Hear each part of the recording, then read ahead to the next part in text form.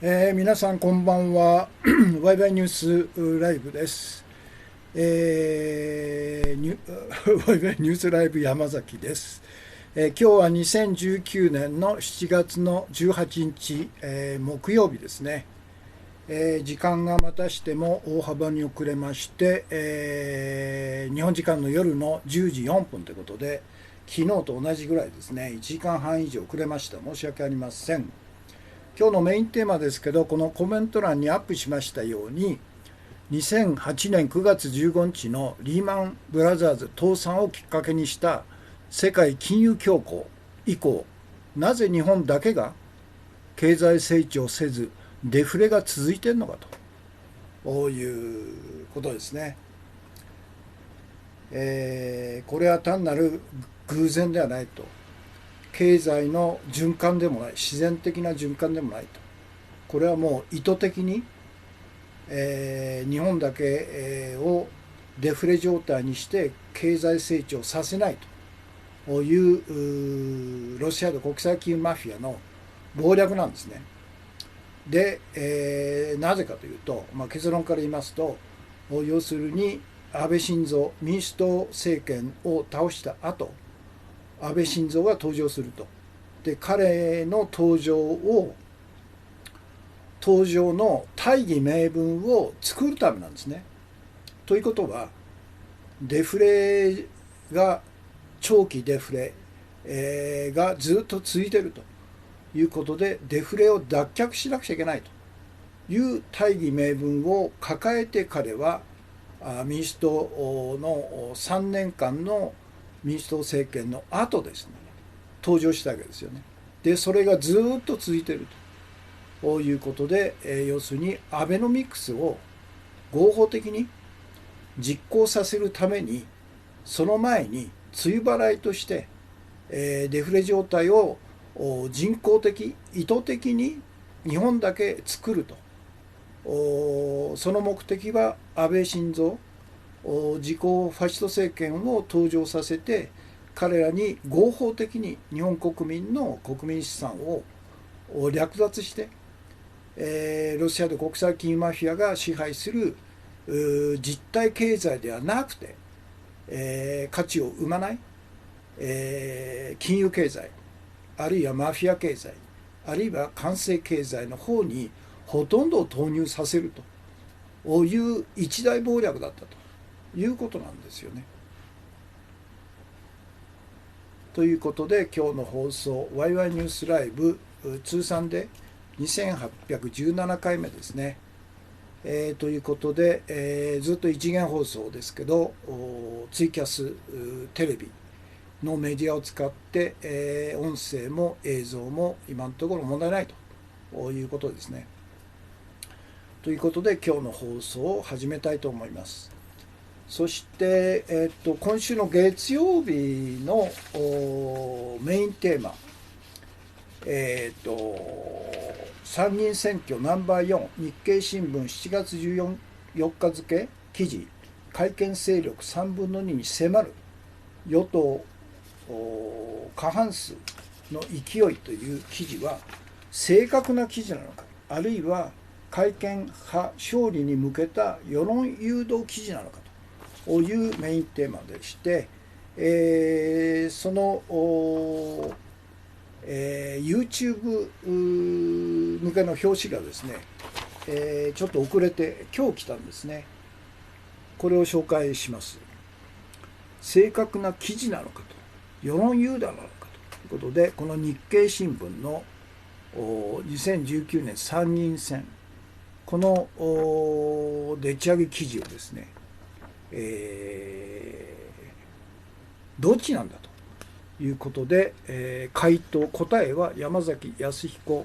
のワイワイニュースライブを見れば分かるという、なかなか、いい表紙だと思うんですね。で、現時点での視聴者数ですけど、ツイキャスが472名様、YouTube が1457で、合わせると1929ということで、約2000名の方が視聴されているということですね。そして、昨日のメインテーマ、国民が一生懸命働いても経済成長しないと豊かになれないのは一体何なのかと、本当の理由とは何なのかというメインテーマでしたけど、これをこういうふうに、表紙にしてくれたんですね。国民が一生懸命働いても経済成長しないと、豊かになれないと、真の理由とは何かということですね。で、昨日のワイワイニュースライブ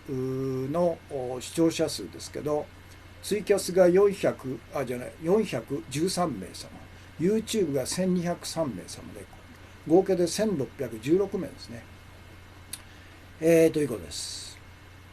そして今日の画像は、これ安倍が札幌に行ってですね、演説したということで、それに、ヤジを飛ばした女性と男性がもうあからさまに警官によってですね、拉致されたと、排除されたという写真なんですね。これは女性ですよね。女性警官が捕まえてますよね。で、これが安倍帰れというふうにやじっただけなんですけど、このように私服警官に抑えられて、その場から連れ去られたと。逮捕まではいかなかったみたいですけど、排除されたということで、もう完全に日本の警察は公安警察化して、安倍、自公ファシスト政権の番犬になっちゃったと。政治的中立なんていうのはありえないという露骨なあれですね。これもう完全にあれですよ。ドイツのナチス親衛隊が街頭でですね、社会主義者、共産主義者、ユダヤ人等々を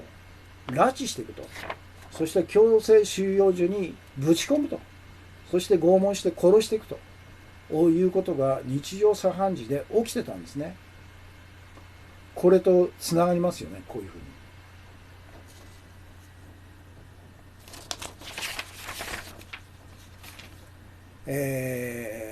ということです。それじゃあ今日これまでのポイントをですね、アップしますね。これは今週の月曜日のメインテーマ、日経新聞の世論調査、参議院選挙に関する世論調査の記事は正確なのかと、そうじゃねえだろうと、いわゆる自民公明維新の改憲勢力に勝ってもらいたいという露骨な世論誘導の謀略じゃねえかというのが私の結論ですよね。で、ちなみにフランスはですね、全ての選挙に関して、世論調査っていうのは1週間前から禁止になってるんですね。選挙の1週間前から選挙が終わるまで、要するに投票する人に、甚大な影響を与えるということで、全て禁止なんですよ。だから日本も禁止にすべきなんですよ。このようないわゆる謀略的な誘導、世論調査という一見5万人のサンプリングしましたという科学的客観性のあるような印象を持ちますけど、でも彼らがやってるのは5万人のところに電話して、自動音声でですね、あなたは自民党を支持しますかとまず聞くんですね。で、支持しますというとアンケート、世論調査が続くと。で、支持しませんと言ったらそこでプツンと切れるということで、要するに、そのようにプログラミングされてる世論調査でしかないということなんですね。そんなのが大手を振って、日経新聞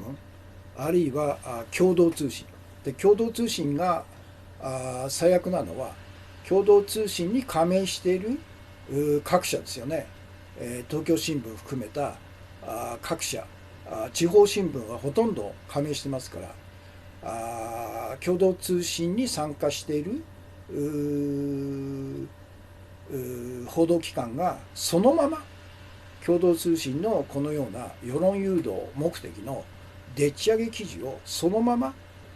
自分たちの新聞記事として、掲載しちゃうんですよね。で、東京新聞なんかは最近共同通信の世論調査によるとっていうふうに前書きしてますけど、他のですねほとんどの地方新聞はそのことすらも言わないで、あたかも自分たちが世論調査したというような記事に偽装してですね、そのまま垂れ流すということで、戦前の大本営発表報道と全く同じ状態になっちゃってるということですよね。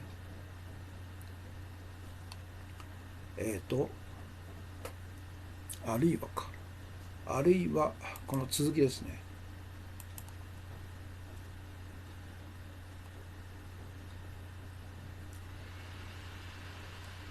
あるいは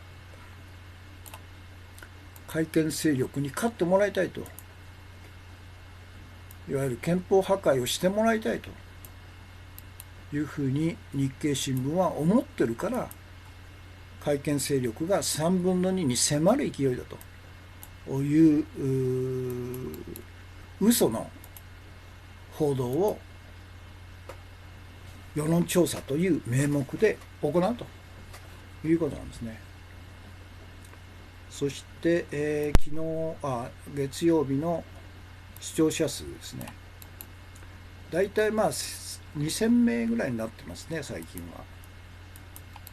そして、放送の翌日はメインテーマを過失訂正したブログ記事で配信してますんで、これでも 1000人から1500人ぐらいは見てんじゃないですかね。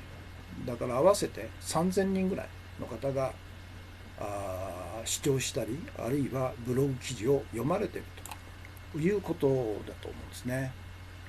そして、次に昨日のメインテーマですね。昨日、おとといだ、火曜日ですね。これは我々国民が一生懸命朝から晩までですね働いても経済成長しないと、豊かにならない、ますます貧困化すると、大格差社会がますますひどくなると、その本当の理由は何なんだというのがおとといのメインテーマだったんですね。それの表紙の紹介と、それから視聴者ですね、現時点で1600名様ですね。ということです。で、今日の画像ですね。画像がもうナチ化していると。安倍内閣はもうヒットラーナチ政権と同じ。ナチスは突撃隊っていう施設暴力装置持ってたんですね。20万人とかなんかすごい勢力を持ってたんですね。そしてヒトラーはあまりにも突撃隊が実力を持ちすぎているということで、その突撃隊をヒトラーと共にナチスの急成長を支えた、突撃隊の長官、なんて言いましたっけね、彼を謀略的に殺しちゃったんですね。そして突撃隊を解体して親衛隊にしたんですね。自分の直轄部隊にしたということなんですね。で、その突撃隊とか親衛隊が街頭でですね、社会主義者、あるいは共産主義者、あるいはナチスに批判するリベラル派、あるいはユダヤ人等々を街頭で摘発して、そして彼らが作った強制収容所に収容して拷問して殺していくというとんでもないことをやり始めたんですね。で、それはヒトラーが首相になって、3日後に議会を解散して、議会という監視装置がなくなった段階でやり放題だということで、そして最後のとどめがですね、いわゆる国会議事堂をユダヤ人が放火した共産主義者が放火したというでっち上げをして、それを口実にして、共産党の党員国会議員含めて、党員等々を全員逮捕すると。で共産党を壊滅状態にして、そして全ての権限をヒットラーの首相に、集中するという、独裁ヒットラー独裁を可能にする法律を通しちゃったんですね。完全にこれ国会議事堂の放火事件というのはナチスのやらせなんですよね。謀略なんですよ。何の話だったっけ。いや今日の画像ですね。画像増税反対と叫んだだけの女性を寄ってたかって拘束していくと。それから安倍帰れとやじった男性を私服警官が無理やりその場から強制排除するというとんでもないことがもう起こったんですね。もう完全に安倍ナチス化ですね。今日の画像です。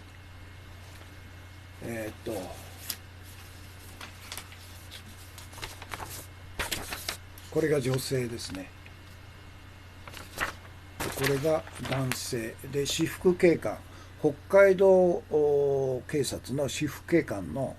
顔がバッチリ写ってますよ。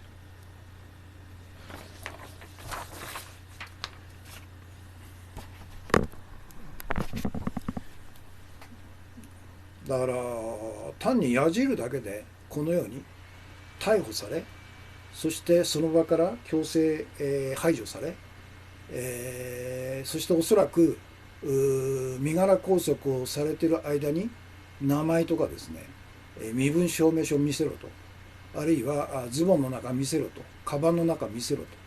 ということをやって、散々身元確認を喋らせた後解放するということをやってるんでしょうね。だからこれはもう完全に安倍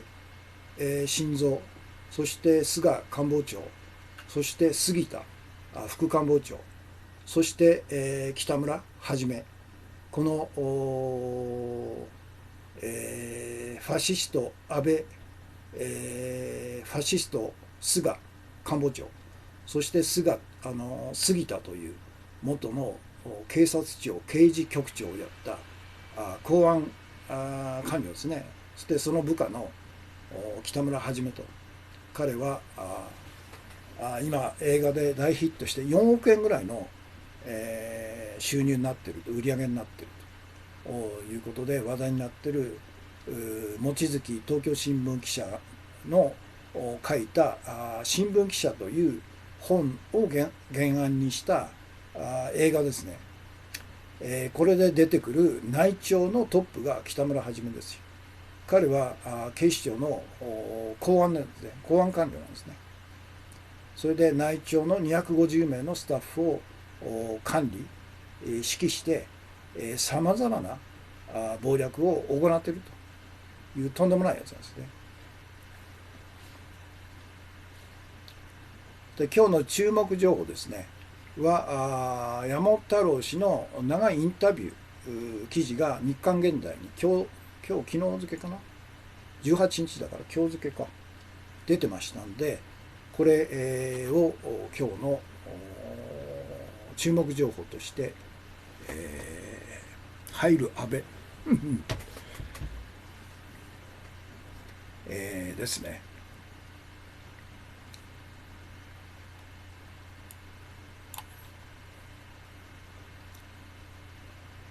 これの URL を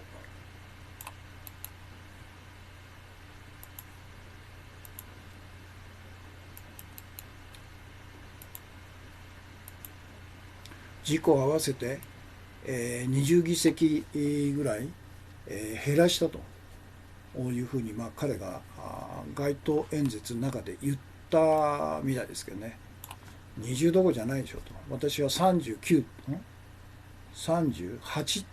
マイナスと、自民党は。で、公明党がマイナス3と、最初から言ってるんですよね。山は動くというふうに言ってますんで、そうなるでしょう。あと、明日、明後日、2日間しかないですけど、自公を絶対、過半数割れさせるというのが我々の義務なんですね。ということで、ここまで、イルミナティ研究会さん、お茶箱10ですね。から土山純一さんですね、いつもありがとうございます。お茶箱10が1つとコンティニューコイン2枚ですね。から K さんコンティニューコイン、初耳さんがいつもコンティニューコインたくさんもらってますね。1、2、3、4、5、6枚ですね。配信ありがとうございます。からキララカットさんがコンティニューコイン2枚ですね。から砂月さんが初めての主張の方へということで、山崎氏のキャスは人ごと一行コメントが集団嵐行為があってから禁止と。このキャスの目的は情報の拡散&共有、ご賛同ならツイッター連携で拡散共有をお願いしますという、ありがとうございます。から砂月さんが今日のメインテーマをリツイートしてくれました。そして今日の放送の前ですね、K さん、権力者たちが何を しようとしているのでしょうかと、混乱による内乱などを多発させて人口削減、テロは永遠に続けられる権力者が資金源の戦いと。ミルキーさん、移民の人口がフランス人の人口を超えるのは時間の問題と。これは欧州全体に言えることです。そうでしょうね。からミルキーさん、アフリカから難民を船で欧州に連れてくる NPO 団体はソロスによって資金を得ていると。難民は男性ばかりでスマホを持っていることが指摘されていると。国際権力者は欧州を混乱させようとしているようにしか思えない状態ですと。移民の人口がフランス人を超えるということですね。ソロスがまた裏で画策しているということですかね。からフランス7月14日のシャンゼリゼのパレードでマクロンに非難の口笛が吹かれ、逮捕者が出ると。同じようなことが起こってるんですね。口笛、ヤジ飛ばしたら警察に逮捕されるという状況がフランスでも起こっているということでしょうね。ということで、次はこれですね。ようやく最後のプログラム25になりましたね。今日のところで、第4章が終わって、最後の終わりにというところだけが残るということですね。この25章、これは短いんですね。1ページぐらいしかないですね。1ページちょっとぐらいしかないんで、これ読みますね。石井幸喜著、日本が自滅する人。第143回目ですね、今日は。第4章、構造改革のための25のプログラム、第4節、品格ある公務の復活ということで、プログラム25、天下り禁止法を急いで定めるということですね。で、国でも地方でも行政機関を傘に来た公務員の天下りが野放し状態であると。天下り先の外郭団体の退職金も国民の不平等感、不信感を増大させていると。全国で数十万人に上る天下り役員に支払われる公金は莫大な金額であると。しかもすでに触れた通り、中には5回も6回も行政の系列を天下り、1人で3億円、4億円という報酬、退職金を手にしているものも少なくないと。これはあれですよ。我々が政権を取ったらですね、もうこういう人間を徹底的に追求して、手に入れた横領金を返させると、没収すると、そして刑務所に送るということが絶対必要ですよね。小僧君さん、やじ飛ばした男性警官に囲まれると、大津で首相の演説、大津ですか。もう全国でそういう指令が、なんて言うんでしょうね、菅官房長官が杉田副官房長官経由で、警察庁、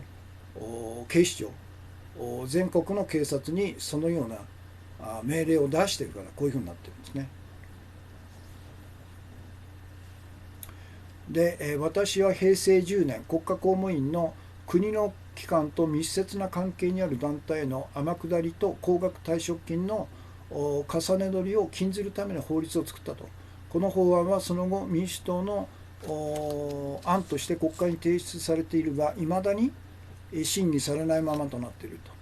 法案の内容は、公務員はあれですよね、鳩山内閣、民主党が政権取ったんだから、これを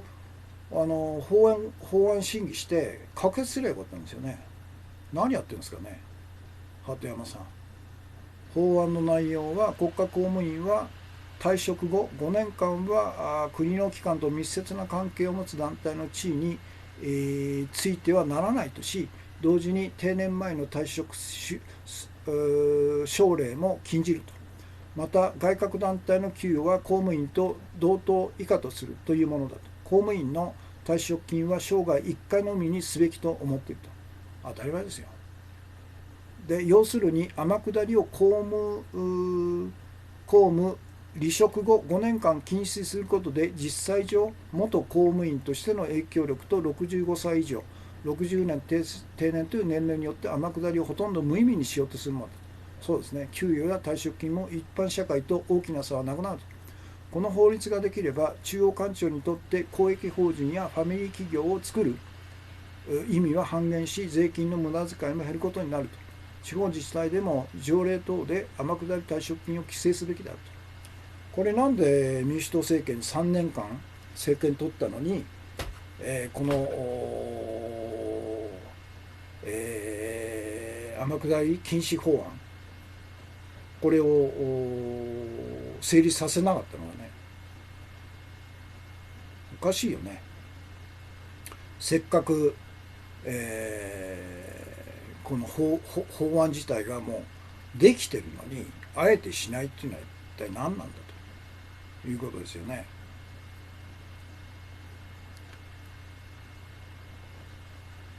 ということで、今日読んだところをアップしますね。タイトルだけを。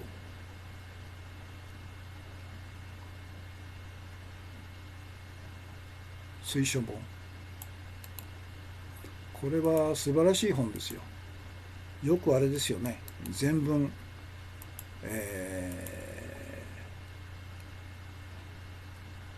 書き起こしをしてくれましたね。膨大な作業量ですよね、これね。第4回。第4章です。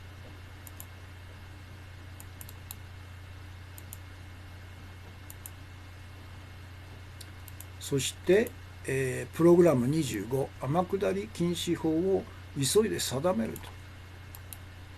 これは鳩山幸夫さんに聞きたいよね。なんで石井興起さんが作ったこの天下り禁止法案を正式に、内閣で閣議決定して国会に提出して、成立させなかったのかと。鳩山さんが1年間首相だったんで、なんでしなかったのかって直接聞きたいですよね。ということで、次に今日のメインテーマですね。2008年9月15日のリーマンブラザーズ倒産をきっかけにした世界金融恐慌以降、なぜ日本だけが経済成長せずにデフレがずっと続いているのかと。これは偶然ではないでしょうと。これは自然現象の経済循環ではないでしょうというのが今日のメインテーマですね。で、図が2つあるんですね。で、最初の図はこれよく取り上げますけど、世界経済のネタ帳という非常に秀逸なサイトがあるんですね。ここに、掲載されてます、日本の経済成長率パーセンテージの推移、1980年から2090年までがずらーっと並んでるんです。そして上がグラフになってるんですね。でこのグラフで、ガクーンと落ち込んでるのがリーマンなんですよ。2008年9年それで、下にですね、私はこの80年から1980年の 3.1% 経済成長率をずらーっと2019年まで、2019年は予測で、これは 0.98 になってますけど、別の間だと 1.0% になってますけど、これをずっと書いたんですね。書き起こしたんですね、この数字を。そして、分かることはですね、2008年がマイナス 1.09 だったんですね、リーマンショックで。2009年がマイナス 5.42 ということで、この時に政権交代が起こったんですね、民主党。それで11年12年9、10、11と3年間民主党政権になって、で2010年は 4.19 になってるんですね。これはおそらく鳩山内閣の財政出動が効いたんでしょうね。実体経済の方に投入されたんで、2010年は 4.19 になったと。翌年は。でも2011年はまたマイナス 0.12 になったということで、これが、菅直人ですよ。菅直人が首相の時に、財務省の言いなりですからね、財政出動しないか、あるいは財政出動したものが実体経済に使われないと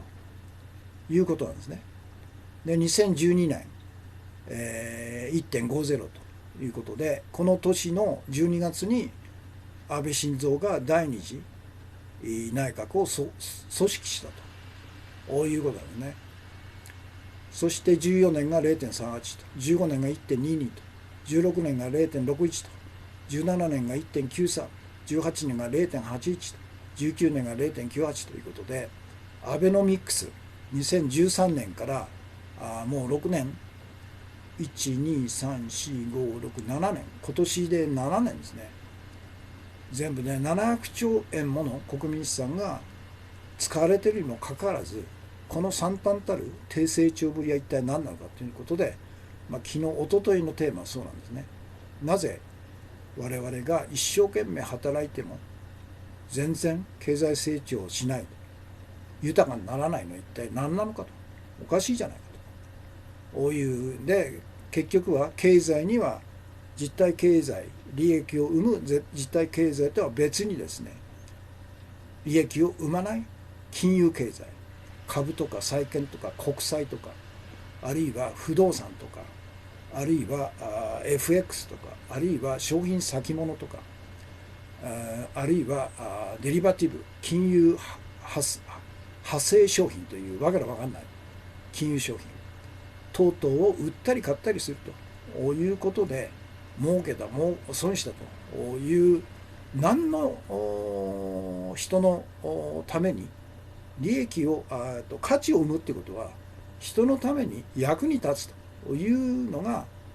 実体経済なんですね。でもこの金融経済、あるいはマフィア経済、あるいは官製経済等々は価値を生まないんですよね。で、最初の表がこれなんですね。それで2枚目の表、これは前にも取り上げましたよ。かなり前ですけど、こういうグラフがあるんですね。非常に分かりやすいんですけど、これは何かというと、2008年の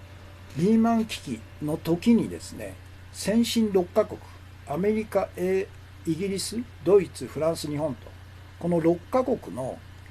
がどのような GDP のギャップがリーマンショックで生まれたのかというところがここなんですね。パーセンテージ、要するにそのアメリカの GDP に対して、これマイナス 10% 以上のギャップが出ちゃったと。だから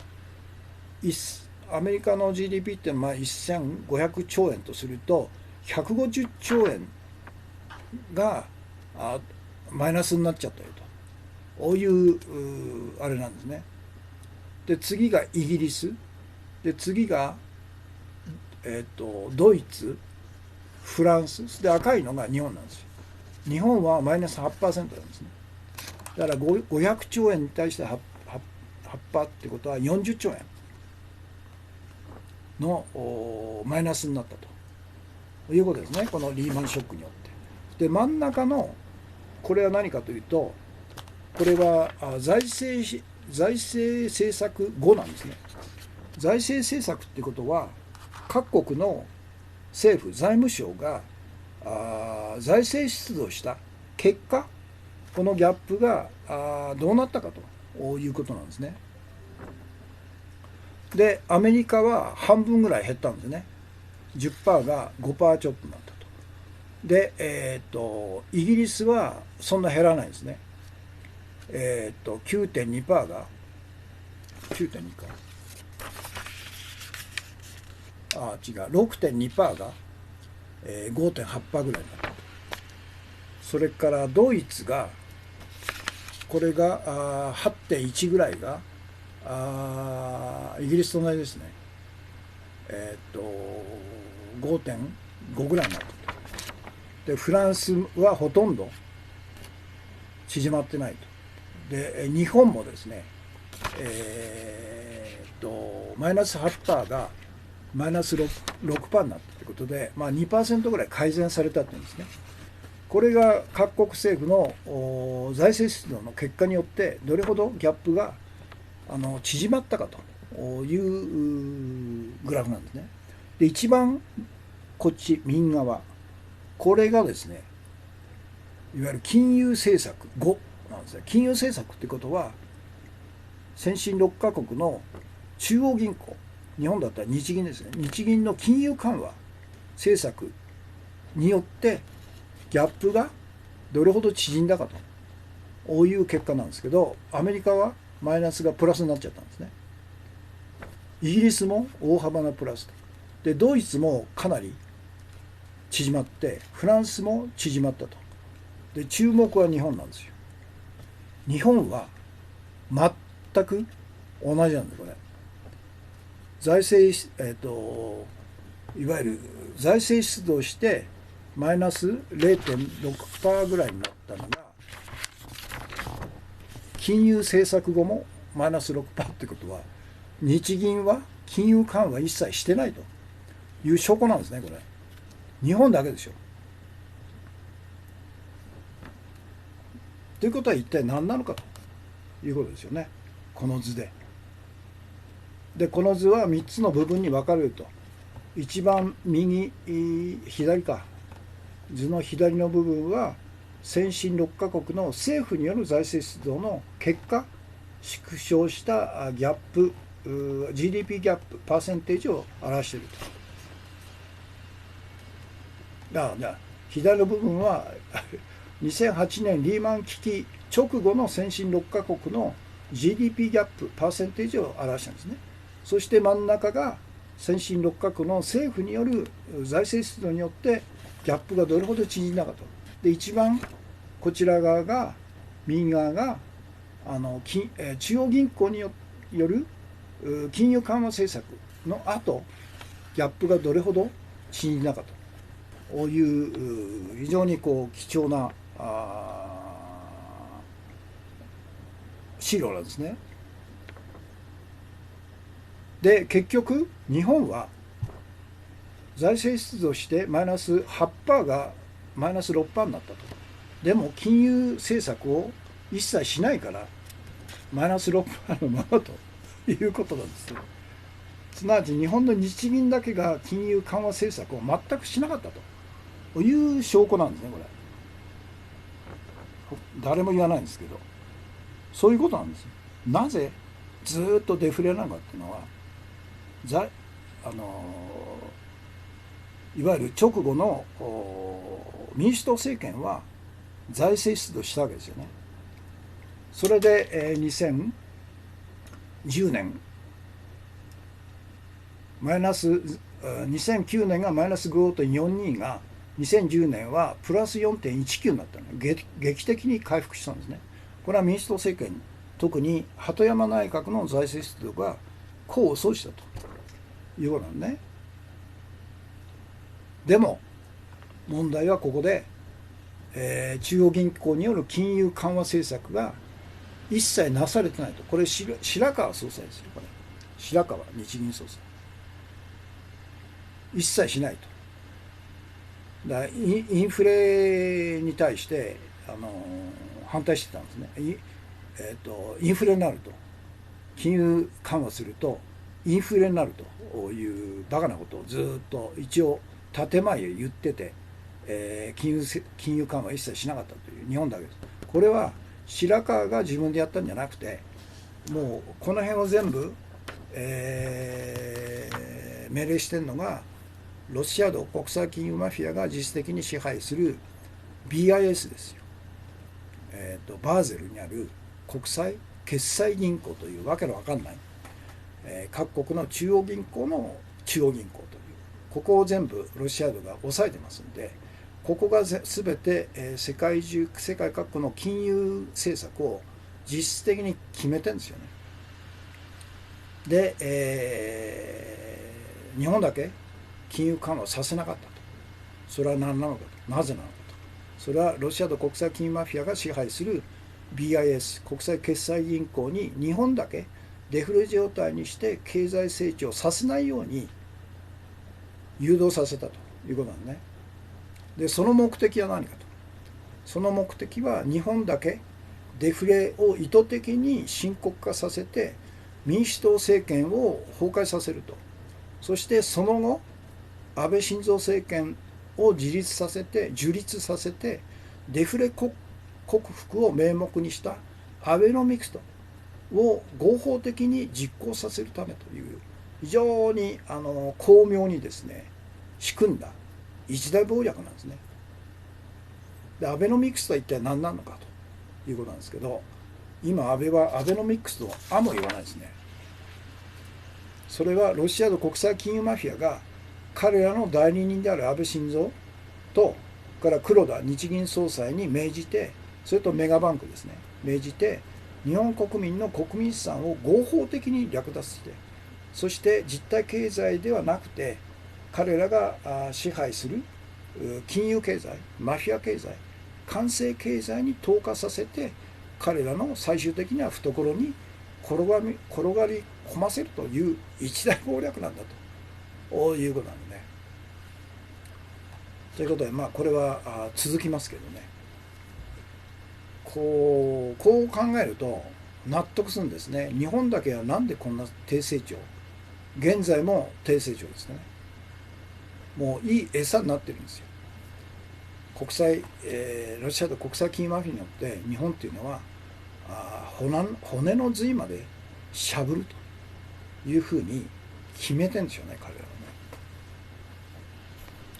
相当横流しされている、その分を国民に、回してればすでにデフレ、そうですよ。だから700兆円もの国民資産がほとんど全てですね実体経済に回ってれば、もう成長は中国並みですよ。5% とか 6% いきますよ。で、みんな豊かになってるはずですよね。北海道で安倍やめろで排除された男性のブログ書いてんだ、その月にさんということですね。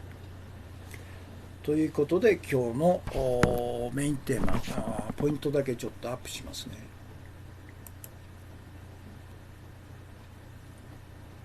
2008年9月15日のリーマンブラザーズ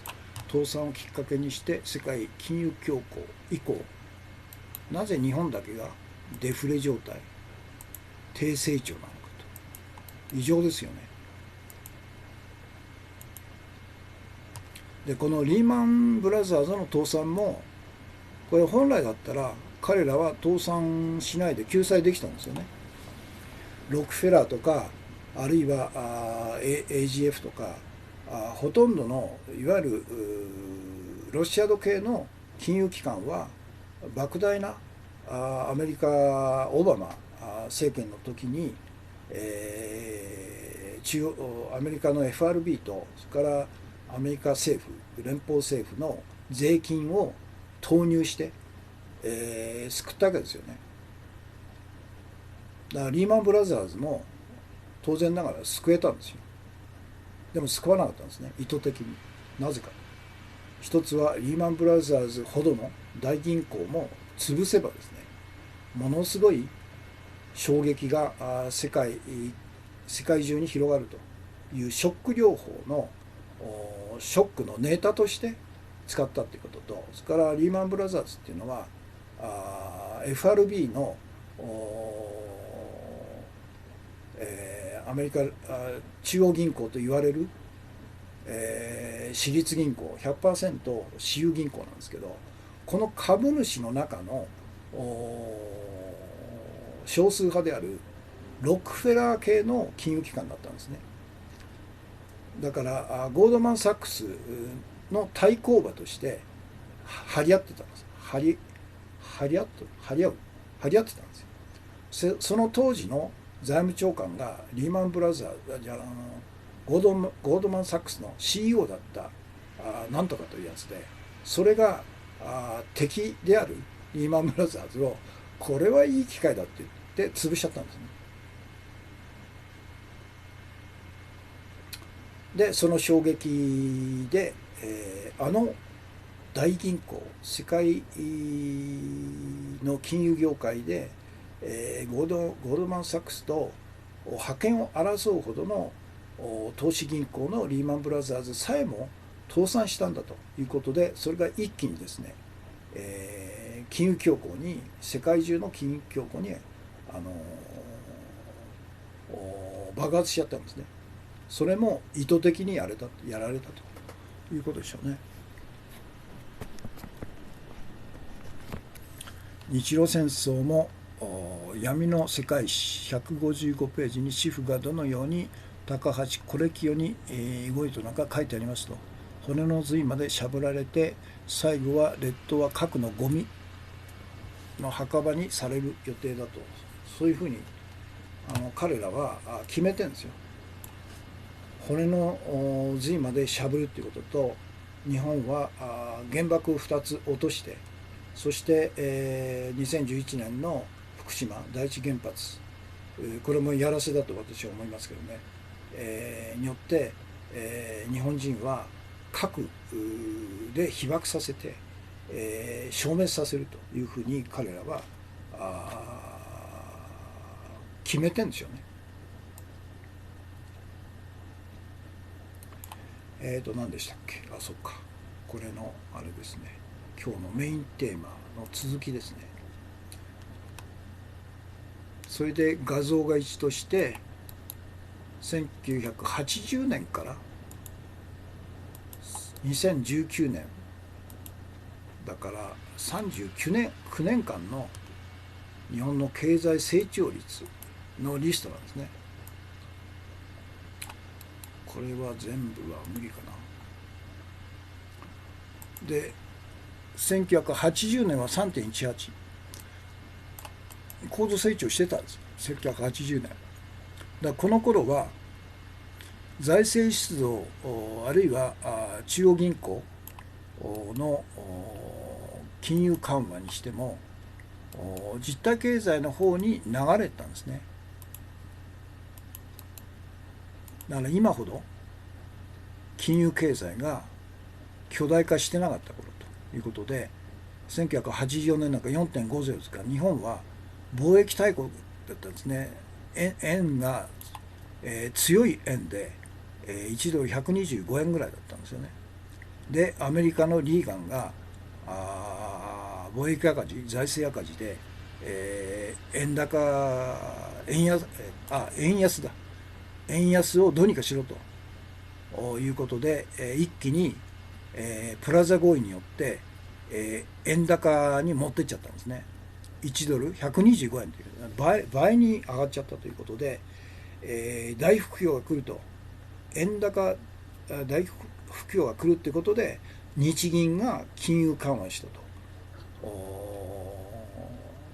そして竹下政権が財政出動したということで、平成のバブルが始まったんですよね。砂月さん、孫崎さんの戦後史の正体で GHQ が日本を旧植民地以下の生活に落とす予定が朝鮮戦争特需で、経済成長、それを元の貧困国に戻すのが戦後レジーム脱却のアベノミクスと、そういうことでしょうね。1984年まで、だから4.50 ですから、高度成長してたんですよね、今から思うと。で85年が例のプラザ合意の年ですから、85年が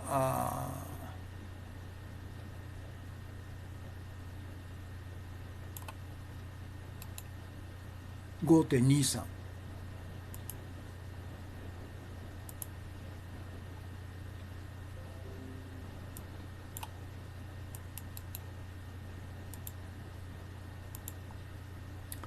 85年が 5.23 と、で86年が 3.33 ということで、2% ぐらい落ちたんですけど、日銀の金融緩和ですね、金利を下げ、そして、円をスリにするということで、4.73、88年 6.79、89年 4.86、90年 4.89 と、こういうふうになったんですね。それで、突然1989年の3月かな、大蔵省の、局長がですね、いわゆる住宅への、銀行からの住宅部門への融資を制限するというふうにして蛇口を急に閉めちゃったんですね。それが平成バブルの崩壊のきっかけなんですね。で90年は 4.89 ですけど、91年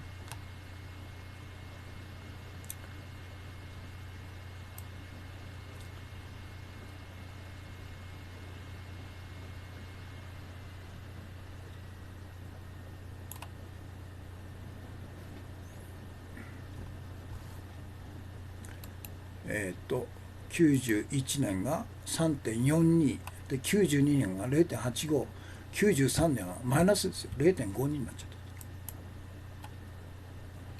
これバブルの崩壊した時ですね。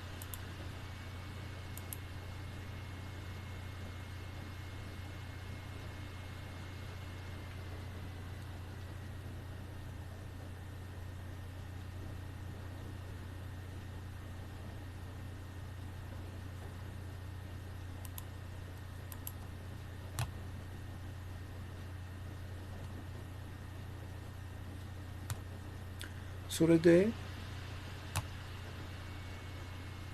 今どこまでやっ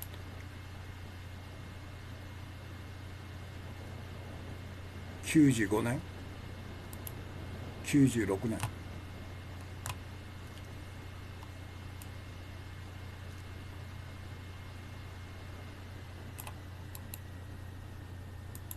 バブルが崩壊してマイナス成長になったと。これが96年 3.10、97年 1.08 で、98年がマイナス 1.13、99年がマイナス 0.25 と、2000年が 2.78 と、2001年が 0.41 と。だからよく言われるロストジェネレーションという氷河期の人たちっていうのはこの時期にちょうど大学を出た、それで、就職しようと思ったら不景気で、正規採用がの数がすごい減っちゃったというこの時期ですよね。だから現在35歳から45歳ぐらいまでの人たちがロストジェネレーションで正社員になれないで非正規のままずっと過ごしているということですよね。1998年はマイナスだからマイナス 1.13、99年がマイナス 0.25 ですからね。で2001年 0.41 と。でこの頃がアベノミクスじゃなくて、小泉純一郎ですよ。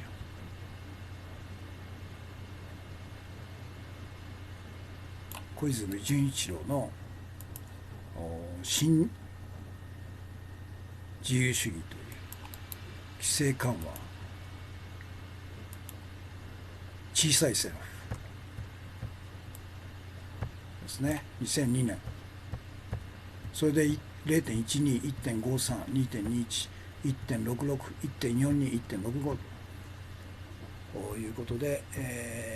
要するに小さい政府ですから財政出動もしないということで、低成長なんですね。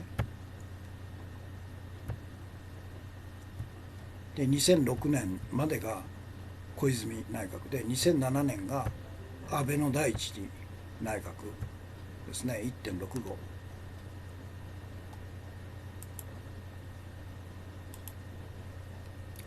そして、リーマンショックが起こるということですよね。2008年リーマンショックマイナス 1.09 で2009年がマイナス 5.42 と、これが世界金融恐慌ですね。で2010年これをさっき言いましたように鳩山内閣の財政出動が経済を押し上げたんですよね。実体経済の方に投入したと。で翌年菅直人、これはマイナス 0.12 ですから継続して、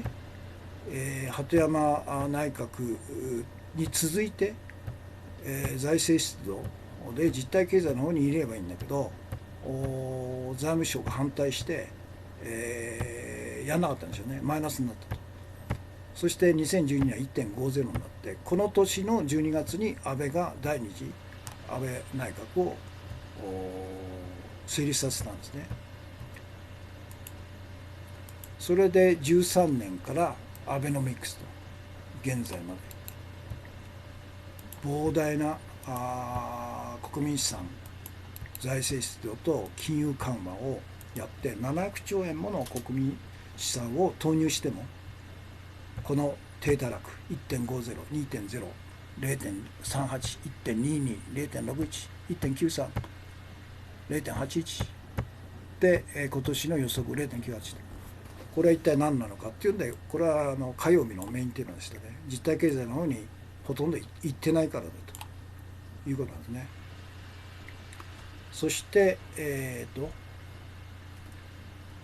画像の2ですね。これがさっきお見せしたこの画像です。これは非常に貴重な画像なんですよ。この画像は3つの部分に分かれているということで、一番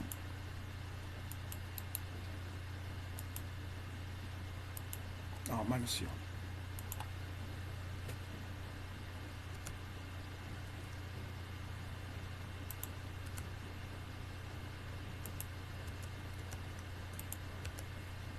これですね。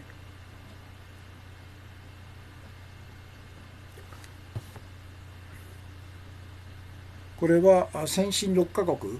米国、英国、ドイツ、フランス、日本の2008年のリーマン危機後の GDP ギャップとその後の対応策の効果どうなってるのかと。で3つの部分で、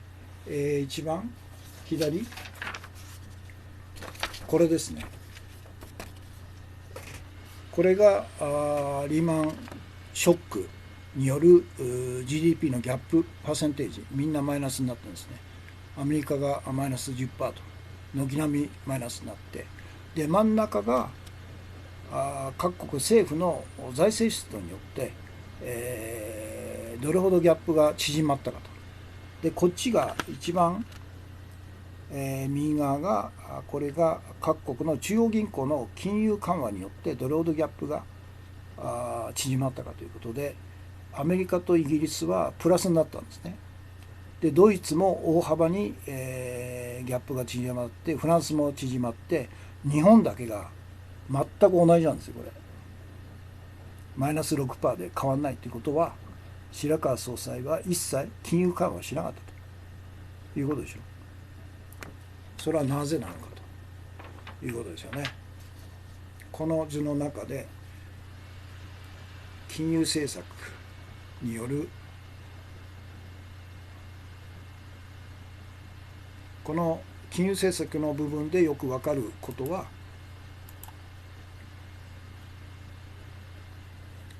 あれ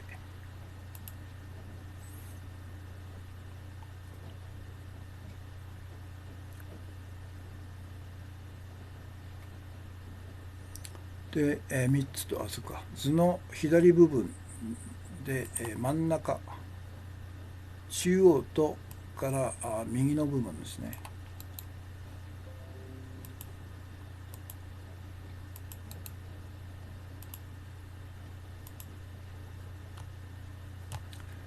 これで、この図でよく分かるのは、特に金融政策後の部分でよく分かることは、日本の金融政策、白川日銀による金融緩和が全くなされないため、日本の GDP ギャップだけが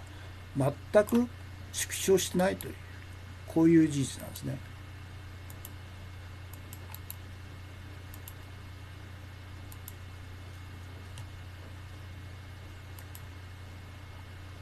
すなわち日本の日銀だけが金融緩和政策を全くしてなかったと。それはなぜなのかということですね。白川っていうのは BIS の副議長だったんですよ。だから毎月会合に行ってたんですよ、彼は。それで日本、お前は金融緩和するなと言命されてたんですね。それはロシアード国際金融マフィアが支配する BIS 国際決済銀行に日本だけデフレ状態にして経済成長させないように誘導したと。誘導っていうより命令したんですよね、白川に。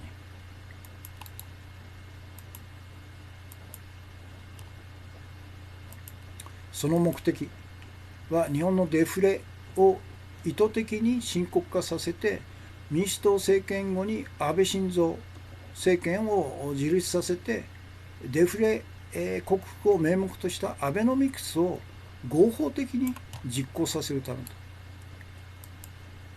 もうすごいんですよ、彼らは。先を読んで仕掛けるんですね、謀略をね。知らないのは日本国民だけど。そのアベノミクスとは一体何なのかと。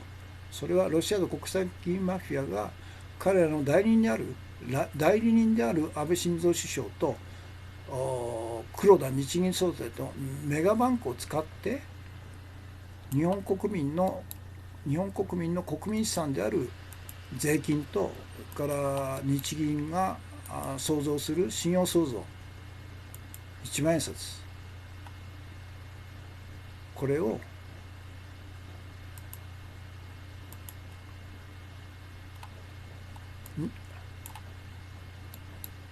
国民資産を合法的に略奪して、そして自分たちが支配する利益を生まない、金融経済、マフィア経済、官製経済、利益を生む国民経済の要である価値を生む実体経済にはほとんど使わないと。彼らの金融経済、マフィア経済、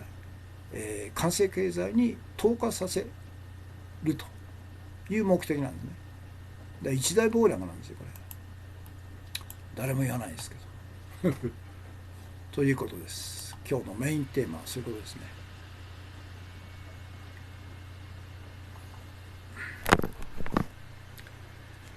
ということで現在は時間がもう1時間過ぎてますね。65分41秒と、から視聴される方が50名、138名様、コメントが39件ですね。ということです。今日のトピックス、これひどいですね。これ京都のアニメ会社で放火とみられる火災、少なくとも24人死亡。だから24人少なくともですから、もっと今増えてるんじゃないですか。だから本当政治が乱れに乱れてるから、世の中もこういうふうな普段では考えられないような一種のテロですよね。自爆テロでしょうね。なんか40代の男性がガソリンをまいて火をつけて、でおそらく切りつけたんでしょうね。だから焼け死んだ場合と、それから刺されて亡くなった場合と2つあるんじゃないですか。で全部で70人ぐらいいたということで、なんか有名な京都のアニメの制作会社の本社みたいですね。作業してたんですね、みんな。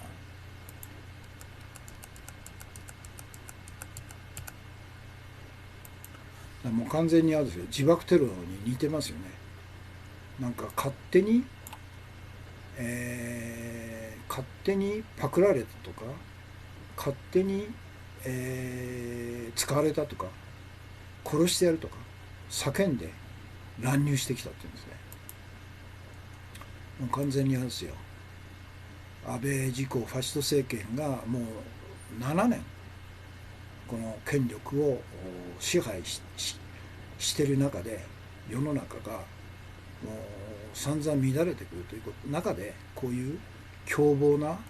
普通では考えられないようなテロですね、自爆テロでしょうね、が起こるということでしょうね。だから早いとこ安倍自公ファシスト政権をもう権力を座から引きずり下ろしてですね、全員刑務所にもうぶち込むということをしないと大変なことになるんですね。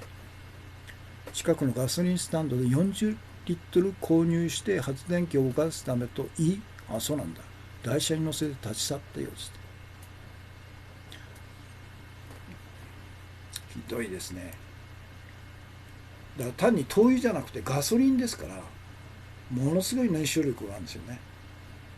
普通でもガソリンスタンドでは車を持ち込んで車にガソリンを入れるという以外は、車と関係ないところでなんかポリタンクでガソリンを売るっていうことは禁止されてるんですよね。だからたとえ発電機を動かすためと言っても、発電機を持ってきてその場でガソリンを入れるってことをしないで、ポリバケツかなんかで、持ってったってことは、このガソリンスタンドの責任は重大でしょうね。ひどいもんですねこれ。だから襲われた方は何が何だか分かんないでしょうね。突然変な親父がわめいてですね、殺してやるとか、勝手に、盗作したとかなんか言って、ガソリン撒いて切りつけてきたということで、逃げる暇もなかったんじゃないですか。だからおそらく30人以上の人が一瞬にして殺されたという大悲劇ですよね。これは単にこの岸がじみた男の問題ばかりでなくて、この世の中が完全に乱れちゃってると。人の命なんかどうでもいいと。自分の鬱憤を他人を巻き込んで自爆テロをしてでも鬱憤を晴らすんだという安倍自公ファシスト政権の7年間にわたるこの日本社会のいわゆる無法化、憲法違反、憲法破壊、モラル破壊、法律なんか関係ねえんだと、自分たちのやりたいことをやるんだという世相でしょうね。世相がこういうふうに出てくるでしょうね。だから早いとこ彼らを駆逐しないと同じような、悲劇が繰り返されるということでしょうね。イルミナティ研究会、めちゃくちゃ有名なアニメ会社ですねと、ハルピケイオンなどのアニメでオタク文化に何度も社会現象、そうなんだ、有名なんだ。ということで、これはあれですよ、単にこの気違いじみたガソリン振りまいて、多数を殺傷したという男の個人的な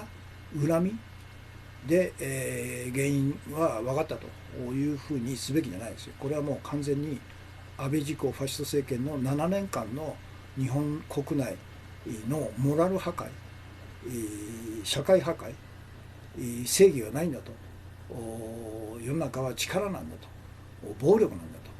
ということの反映ですよ。これは恐ろしい世の中ですね。だから IS のテロが日本はテロが起こることは今までなかったですけど、このように日本国内の中から IS みたいな狂信的な人間が登場して、恨みを晴らすと言って多数を犠牲にして自分も自爆するということがもう起こっちゃうんですね。ひどいもんですね。おそらく30名から40名の間の人が殺されたんじゃないですか。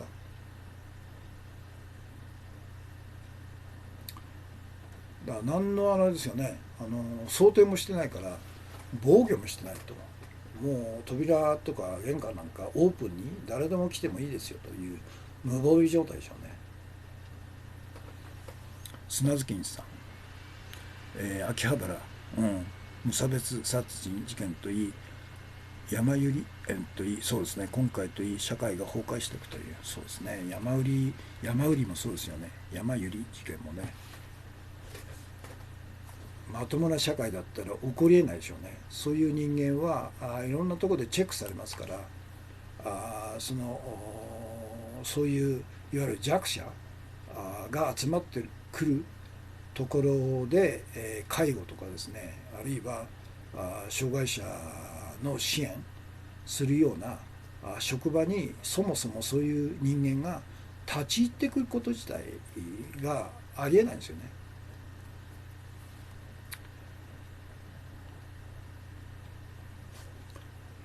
ということでひどい話ですね、これね。から2つ目が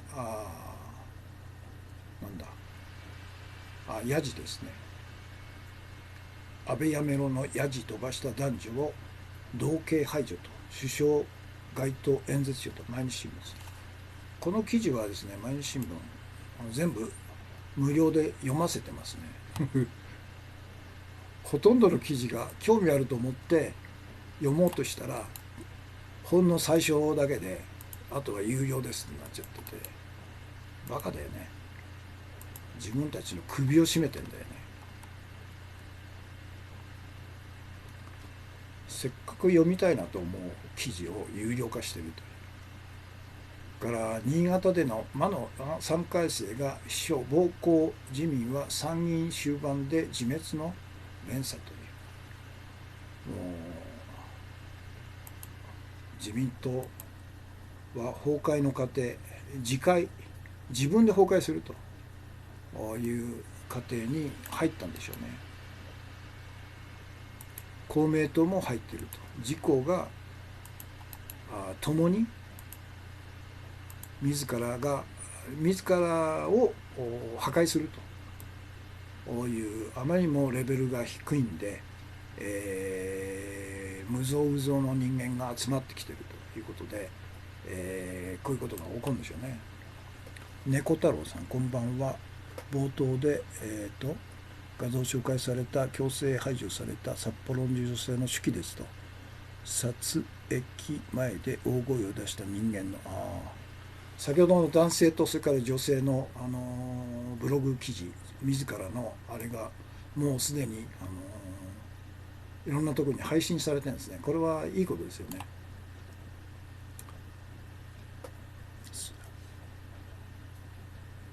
新 P さん、お茶ですね。はい。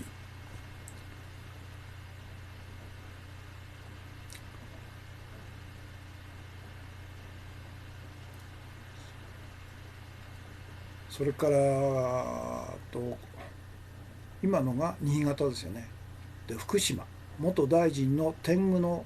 鼻をへし折る無名の野党統一候補ということで、おそらく無名の森雅子というのが54歳自民現で、大臣経験者なんですけど、無名の野党統一候補水野幸子さん57、彼女が優勢に進んでいるということで、森雅子落選でしょうね。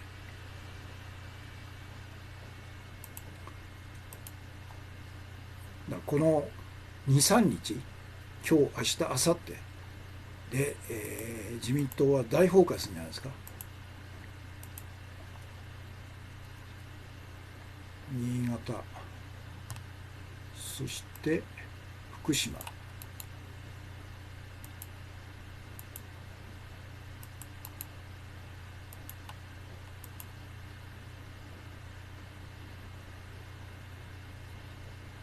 砂月さん、再建作家松井圭さん、北海道だけではなく大津でもとなると、これが警察の総意であると考えないといけないと。警察が行政機関である以上、それは政権の意思、そういう政権を容認するかが日曜の選挙の大きな争点ということですね。そうですよ。もう全国で同じようにやじ飛ばした人間を警察が逮捕同然にすると、暴力的にその場から連れ去ると、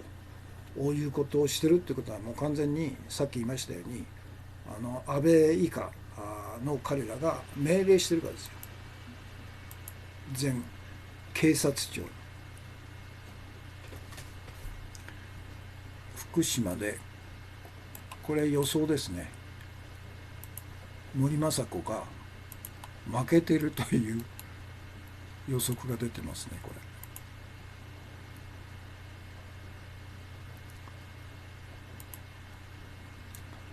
それから学会員の動きに向く。だから公明党創価学会も野原さんの登場で一気に、動きが鈍くなったと。で、1勝6敗の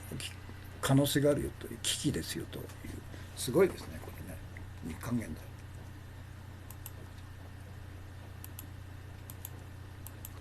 だから安泰なのは東京選挙区の山口夏夫だけで、あとは流動化してて、兵庫で全国の創価学会員が兵庫を目指せということで全国動員されてるらしいですね、兵庫にはね。そんなこと許されていいのと。組織選挙自体を禁止すべきなんですよね、本来。異常ですよね、これね。で、二見元副委員長、山口代表のもとファッション化が加速したって言ってるんですね。で、次、事務官2、これも自己放火ですね。最高裁事務総局、同じ事務総局の秘書課のエリート2人が、女性の1人はなんか駅で、エスカレーターかなんかの女性のスカートを盗作したということで現場で、現行犯で逮捕され、ただ氏名なんかは分かんないですね。公表しないですね、警察も最高裁も。で2人目は同じ、これ秘書課の主任かなんかですよ。でこれが新宿のマンションかなんかのおそらく隣の女性、若い女性の部屋を覗き見るためにベランダに出て、ベランダからなんかカメラを棒に、つけてですね盗作しようとして、それに気づいた女性が警察に電話したと。で、この人間はですね、なんていうのかな、名前が出てんなこれ、ベランダ越しにカメラのついた棒だということで、これがなんだ、最高裁事務総局秘書課の事務官長岡宗隆容疑者36ということなんですね。で彼は慌てて証拠のカメラを下に捨てに行って、そしたら駆けつけた警察官にばったり出会って、そこで、こんな深夜ですよね、深夜1時か2時ですから何してんだと言われて、で、部屋に、捜索したらいろんなものが出てきたというところで、とんでもないですねこれね。だから最高裁事務総局も自会が始まっていると。自民党が自会、それから公明党組閣会が自会、それから最高裁事務総局が自会、そして、日本の社会自体が自会しちゃってると、殺し合いの世界に入っちゃってるという、とんでもないことが起こってるんですね。それで、今日の重要情報、安倍やめろのヤジを警察が取り締まり、産経も刑事罰に当たると脅し、選挙妨害拡大解釈でロシア並みの言論弾圧国会というリテラですね。このことを安倍の演説会場ですから、当然大手マスコミの報道陣がたくさん来てるはずなんですけど、このヤジ飛ばした男性と女性が警察によって強制排除されたということをどこも報道しないっていうんですね。ひどい問題だ。だからもう日本のマスコミももう行くとこまで行っちゃったということで、その正体をあからさまに暴露されたということなんでしょうね。ということで今日の放送はこれで終わりです。木曜日ですね。時間が83分9秒、視聴されている方が同時期で54名様、全体で161名様、コメントが52件ということです。たくさんのコメントとたくさんのコンティニューコインとたくさんのギフトですね、お茶爆テントといただきましてありがとうございました。現在日本時間で、もう夜中の11時27分ですと。ということで大変遅くなりました。申し訳ないですね。イルミナティ研究会さん、配信ありがとうございますということで、明日金曜日、いつも言ってますけど、もう少し早く開始できればなと思いますので、よろしければまた合流してくださいということで、お疲れ様でした。今日の放送これで終わります。